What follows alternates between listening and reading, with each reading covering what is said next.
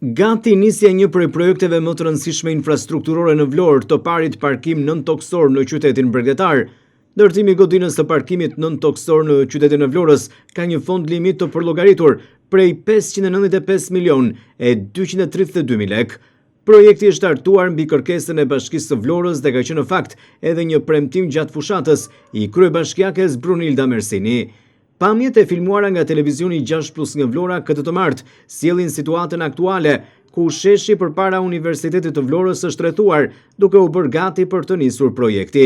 Investimi bën fjalë për ndërtimin e një godine parkimi nën-toksor, si dhe krijimin e një parku rekreativ në sipërfaqe, duke ndërthurur funksionimin urban me atë social dhe mjedisor. Objekti parashikohet të ndërtohet në një nga zonat më kryesore të qytetit, pikërisht në territorin që lidh Skelën me hyrjen e Lungomares. Aty pritet të ndërtohet parkimi nën-toksor me një kat, i projektuar për të optimizuar hapësirat e parkimit. Kati nën-toksor do të shërbejë ekskluzivisht për poste parkimi dhe ambiente teknike. Në total do të krijohen 295 vende parkimi, përfshirë 5 poste dedikuara për personat me aftësi të kufizuara, si dhe hapësira për automjete elektrike.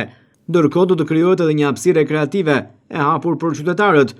Projekti parashikon ndërtimin e një strukture stre në skajin perëndimor të parcelës, ku do të vendosen hapësirat mbështetëse dhe parkimi biçikletave.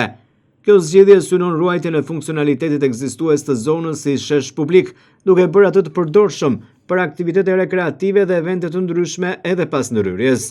Në të njëjtën kohë, ky investim synon të rrisë cilësinë e jetës për banorët, duke krijuar një destinacion modern dhe funksional. Por Vlora pritet të ketë 2 parkime të mëdha publike, pikërisht në zonën e Skelës dhe hyrjen e Lungomares.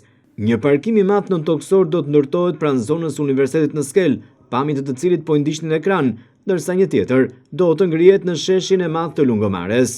Të dyja këto projekte së bashku do të ofrojnë rreth 600 vende parkimi.